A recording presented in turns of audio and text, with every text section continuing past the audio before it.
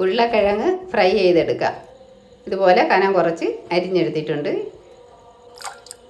തണുത്ത വെള്ളത്തിൽ ഇതിട്ട് കൊടുക്കാം. 5 മിനിറ്റ് കഴിഞ്ഞതിന് ശേഷം ഇത് വെള്ളം തോരാനായിട്ട് ഊറ്റി വയ്ക്കാം.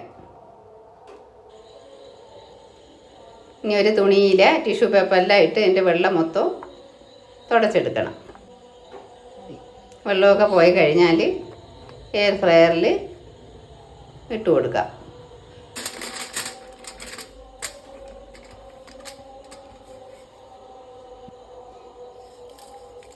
ആവശ്യത്തിനുള്ള ഉപ്പ്, ലേശ എണ്ണ സ്പ്രേ ചെയ്ത് കൊടുക്കുക. ഇതുപോലെ എയർ ഫ്രയർ കിട്ടിയതുകൊണ്ട് ഇതൊക്കെയാണ് ഒരു പരീക്ഷണം.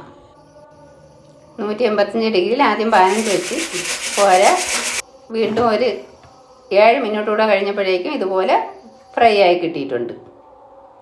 22 മിനിറ്റ് എടുത്ത് ഇതുപോലെ ഫ്രൈ ആയി കിട്ടുക. ഇനി കുറച്ച് മുളക് പൊടി കൂടെ ഇട്ടാൽ റെഡി.